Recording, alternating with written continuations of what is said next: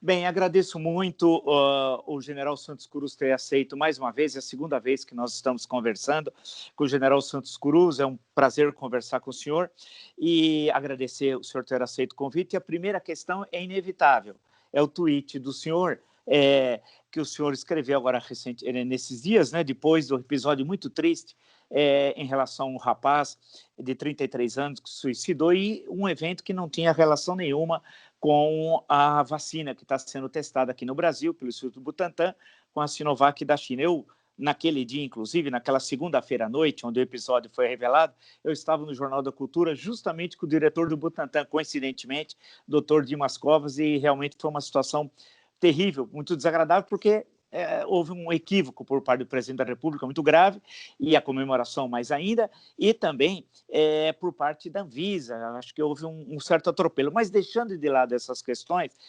assim, de interpretação minha, eu gostaria de perguntar para o senhor coloca como título assim, ganhou de quem? Porque em certo momento o presidente falou, Jair Bolsonaro ganhou outra vez. O senhor termina dizendo assim, vergonha, ponto de exclamação. Como é que o senhor analisa esse episódio? Como, não só como alguém que participou do governo, alguém que durante tantos anos serviu às Forças Armadas, ao Exército, e como alguém que tem uma longa trajetória na administração pública brasileira e a presença, inclusive, nas Forças de Paz da ONU. Olha, boa tarde. Em primeiro lugar, obrigado pelo convite. Eu vejo isso aí como um fato lastimável, mais um fato lastimável de mau exemplo para a população toda, em termos de educação, em termos de como tratar os problemas, como divulgar as coisas, né, para causar alarmismo e, e tratar coisas que são de saúde pública, como ou então até um acidente desses aí, uma pessoa que faleceu, tratar isso daí como vitória pessoal ou coisa assim, isso aí não tem cabimento, é uma coisa descabida, porque vendo do ponto de vista dos testes de vacina, isso aí não é uma coisa particular, isso é uma coisa de interesse público. Se a vacina não for boa, seja ela de onde for, ela não pode ser adotada. E se ela for boa, ela tem que ser adotada para proteger a população. Isso não é uma coisa particular, não é uma coisa que eu posso comemorar que eu ganhei do outro. A vacina não é contra o presidente, ou não é do governador, a vacina não é de ninguém. A vacina é uma coisa que não pode ser tratada particularmente como vitória para a reeleição, ou como... O que é isso? Isso aí não tem sentido, né? Isso aí fica forçando a população a ter um padrão de, de fanatismo, a ter as pessoas fanáticas a se manifestarem, coisas que não têm dignidade nenhuma. Então, isso não pode ser assim. Isso aí não é coisa particular, isso é uma coisa muito séria, de saúde pública. A vacina uma das vacinas, provavelmente, não se sabe nem qual que vai servir para nós mesmos, para os nossos familiares, para as crianças, para os nossos netos, para todo mundo. Não tem nada de particular. Então, não pode ser tratado assim.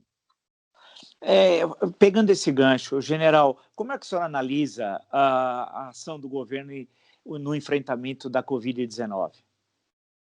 Isso aí, é uma coisa desastrosa, porque não, é uma coisa que não se conhece, não se tem pleno conhecimento. Ninguém pode dizer qual é a melhor medida, qual que não é, porque é uma coisa que a gente percebe que a própria ciência, a medicina ainda está flutuando muito, desconhecido. Agora na Europa, aí, países entrando de novo em lockdown, etc. Então, estão navegando no escuro. Mas quando você vai navegar no escuro, você tem que ter liderança. Aí tem que ter uma liderança forte. No início, lá, isso aí tinha que ter unido o Brasil e não dividido mais ainda. Então, o governo tinha que chamar os governadores e esquecer temporariamente aí os interesses partidários, vamos todo mundo cruzar essa dificuldade, depois cada um volta para os seus interesses partidários, aí não tem problema nenhum. Mas na hora de atravessar essa tempestade, tinha que estar todo mundo junto. E o que a gente viu foi briga e cloroquina para todo lado. O que é isso? Então, isso aí não pode acontecer. Um medicamento, ninguém pode assumir politicamente um medicamento, isso não existe.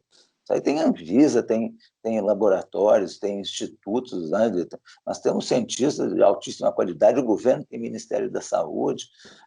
O tem um sistema do SUS, né, que tem gente capacitada em todos os níveis, né, federal, estadual, municipal. Tem que usar o sistema, tem que usar as pessoas que têm conhecimento, pode chamar gente que não é do governo para discutir, vão esclarecer o presidente de tudo, que até dos pontos escuros, né, na ciência, eles vão esclarecer o presidente para tomar uma decisão equilibrada. E não essa coisa aí que a gente viu. Perguntar uma questão para o senhor. As relações Forças Armadas-governo. Segundo aparece nos jornais, há levantamentos que há em torno de 6.000 oficiais no governo, que, de acordo com a mesma fonte, seria cerca de o dobro do número de oficiais que participavam de ações de governo em 2016. Como é que o senhor analisa essa relação Forças Armadas-governo? E quando fala oficiais, não há números muito precisos, mas pressupõe-se que parte são da ativa e parte são de oficiais da reserva. Como é que o senhor analisa isso? Bom, eu, em primeiro lugar, eu não posso falar por Exército, né? Vou dar minha opinião pessoal, porque eu estou fora Pessoal, do Exército há um perfeito. tempo. Os números também não são muito... não tô certo que esses números são exatos, né? Mas tem bastante gente, a gente percebe, até não precisa nem saber números, mas a gente percebe que tem bastante militares, assim como eu fui do governo também logo no início. Militares da reserva, né? Não representam uma instituição, aparentemente não representa, e legalmente também não representa. Mas só que para o público acaba representando. Esse que é o... Queira ou não queira, a percepção do público você não consegue tirar do seu nome o título de general ou de coronel, né? Assim como o médico não consegue tirar o dele, o professor não consegue, aquilo fica associado. Então, a grande massa é da reserva, sem dúvida, deve ter pouca gente da ativa. Agora, isso aí é uma coisa que, pelo volume que pegou, acaba trazendo a percepção para a sociedade de que a instituição está vinculada ao andamento de governo. Isso aí, queira ou não queira, a gente sabe que legalmente não está, mas na prática está. Então, fica um desequilíbrio, né? Fica um desequilíbrio completo da representação social na área governamental, porque fica povoado, né, de militares mesmo da reserva. E aí acaba dando essa impressão, gente. É muito comum a pessoa perguntar: poxa, mas como é que o presidente tratou o general desse jeito? Não é general, é ministro. Então, começa a haver uma confusão. Como é que o STF mandou aquele documento para o general? Não, ele não mandou para o general, ele mandou para o ministro. Seja civil ou seja militar, o ministro tem que ser tratado da mesma forma, tem que ter a mesma consideração. E aí começa essa discriminação. Até a sociedade mesmo, ela acha que tem que haver discriminação, às vezes, em determinados incidentes. Não tem que haver discriminação nenhuma. Todo mundo tem que ser igual a hora que vai para aquela função. O pessoal da ativa já é mais problemático, porque se ele sair da função, põe o uniforme, ele volta, e aí fica um vínculo muito estabelecido. Isso aí é uma coisa que o pessoal da ativa já é um outro tipo de comprometimento da imagem institucional. Colocar para o senhor uma questão. Estamos no século XXI, há uma enorme modernização das Forças Armadas pelo mundo, a guerra não é mais aquela que classicamente se vê nos cinemas, né? A pergunta que fica num país com a dimensão continental como o do Brasil: Forças Armadas para quê? Na opinião do senhor um general, como é que o senhor responderia a isso? Porque isso eu digo porque as pessoas conversam, falam, mas para que Forças Armadas numa conjuntura internacional em que os gastos armamentistas das grandes potências ainda, Estados Unidos, Rússia, China, por exemplo, ou de alguns países europeus como Inglaterra, Reino Unido e França, são altíssimos, usam armas ultramodernas, têm intervenções muitas vezes em diversos países. No caso brasileiro, para que Forças Armadas? O que o senhor responderia? Bom, isso aí é muito simples, é só olhar a nossa história e ver a participação das Forças Armadas na história do Brasil, né? Outra coisa em todas as crises, sejam elas como de eventos de proteção do território nacional, a marcação de fronteira nossa toda hoje, né, mais na parte ao norte, onde não é não tem muita população brasileira, está lá os pelotões todos de Força Armada, está lá a estrutura de aviação fazendo as ligações, dando suporte para a população. Em 1977 eu já estava na Amazônia, e o que eu fazia era evacuar civis, né? Naquela época eu era tenente, eu tinha direito de assinar a guia do Fundo Rural para evacuar os civis, porque não tinha como evacuar de lá de Ipiranga, na fronteira da Amazônia, né? Então, as Forças Armadas elas estão presentes na história do Brasil e estão no dia a dia hoje. Isso aí é uma coisa que... não é o caso de comparar a tecnologia, por exemplo, dos países que investem mais, como o caso dos Estados Unidos, como Rússia, China, de comparar com o nosso investimento. As Forças Armadas elas têm que estar no nível daquilo que o país pode proporcionar para elas. Não adianta a gente querer ter um orçamento fantástico para comprar as armas mais modernas do mundo, para competir com países de força armada muito desenvolvida, porque não é esse o caso. Você não pode disparar da sociedade. Não, a sociedade tem necessidade em todas as áreas, né? Na educação, na saúde, na habitação, né? Então, na previdência. Então, a força armada ela está sempre no mesmo nível que a sociedade está se desenvolvendo. Então, eu acho que as nossas Forças Armadas elas são extremamente necessárias, são eficientes, né? E naquilo que elas fazem muito bem, e em todas as tarefas que elas recebem, e elas são plenamente compatíveis com aquilo que o país pode fornecer para elas em termos orçamentários. Colocar uma questão para o senhor da relação entre... Muitos falam e solicitam das Forças Armadas intervenções policiais. Confunde um pouco a atribuição das Forças Armadas. Se nós retroagirmos um pouco no tempo, tem a Rio 92, né?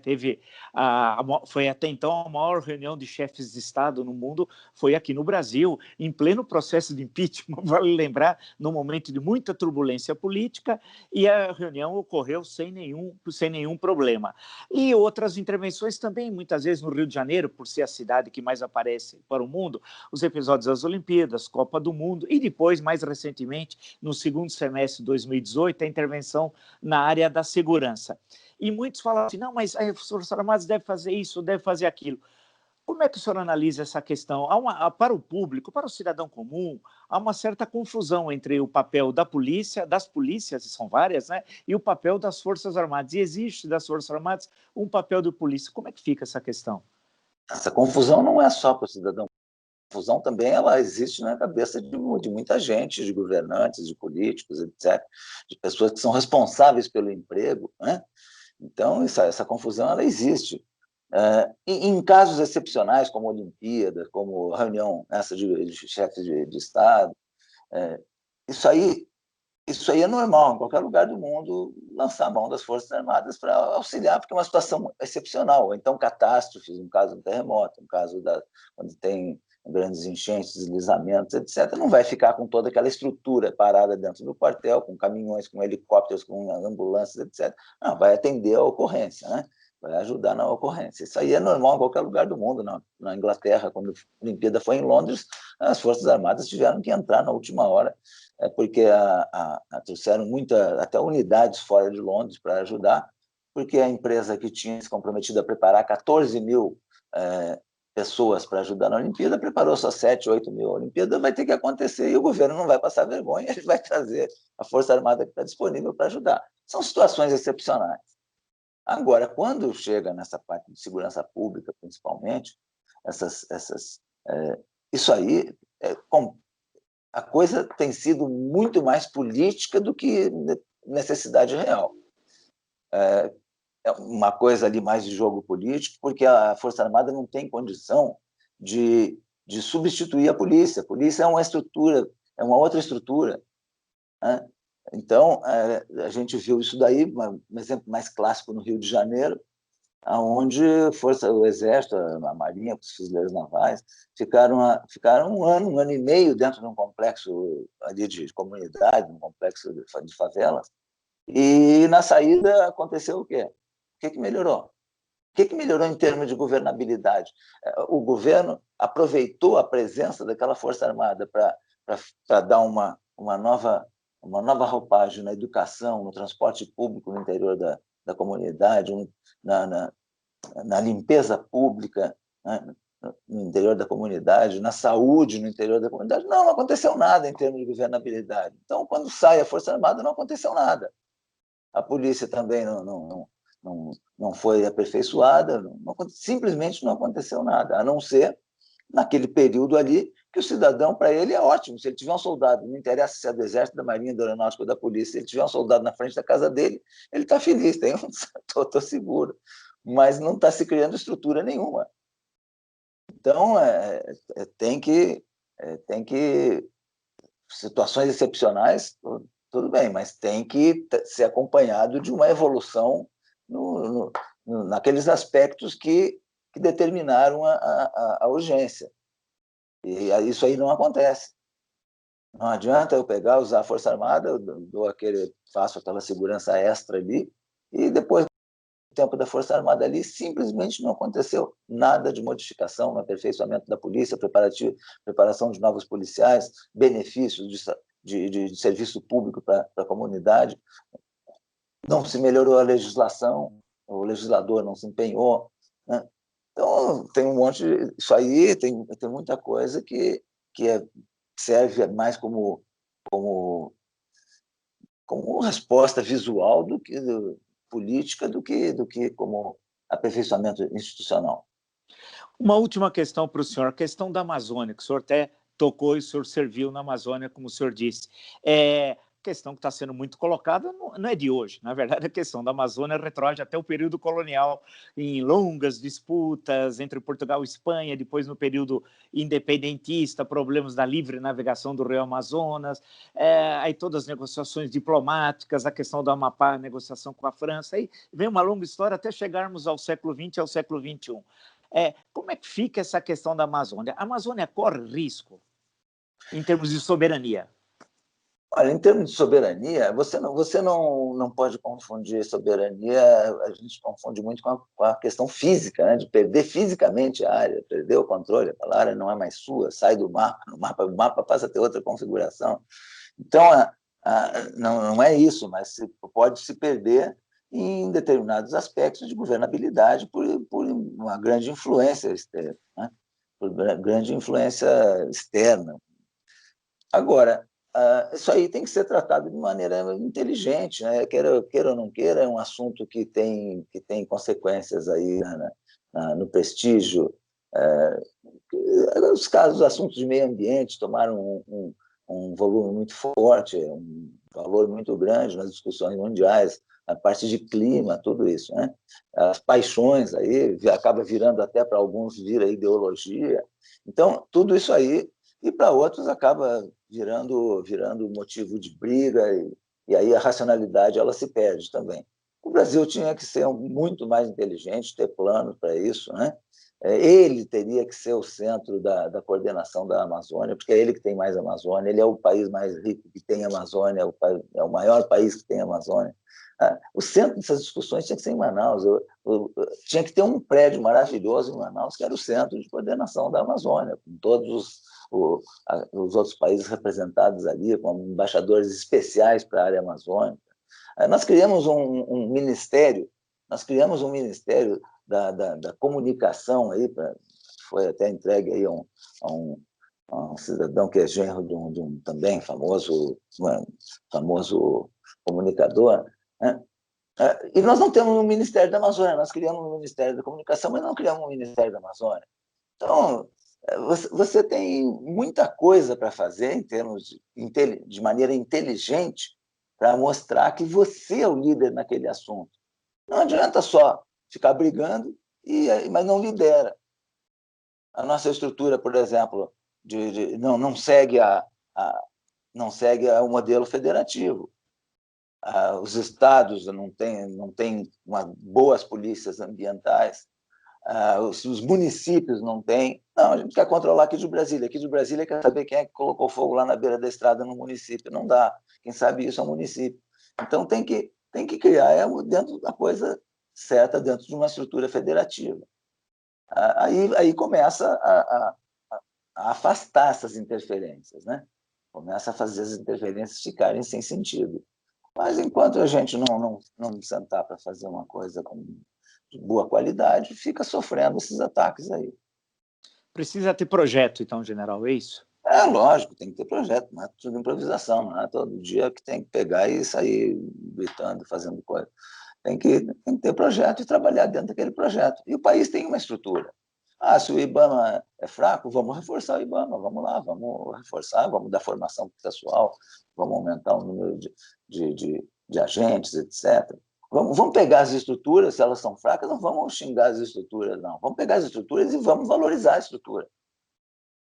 Ah, mas não, às vezes você vê o governante, às vezes, ele criticando a estrutura que é dele mesmo, que ele é o responsável por ela. Você não pode fazer isso, tem que valorizar a estrutura. O que ela tem? Por que ela está ruim? Está ideologizada, está mal administrada? Então vamos dar uma acertada nela. E não o que a gente vê, que é crítica, crítica, crítica e nada de melhorar as instituições. Democracia se chama aperfeiçoamento das instituições. Se fizer isso, tem democracia. Se não fizer, não tem. Valeu, acho que é um bom ponto final isso que o senhor falou aí para a nossa conversa aí. Eu agradeço muito o senhor ter aceito o meu convite, muito bom sempre conversar com o senhor tem uma experiência nacional e internacional muito grande, e são questões que eu coloquei para o senhor que está no dia a dia, que as pessoas querem saber a opinião. Eu sei que é a opinião privada do senhor, não é a opinião do Exército, das Forças Armadas, mas isso o senhor fez questão, inclusive, de ressaltar. Então, agradeço muito o senhor ter aceito o convite. Muito obrigado, general. Tá bom, muito obrigado.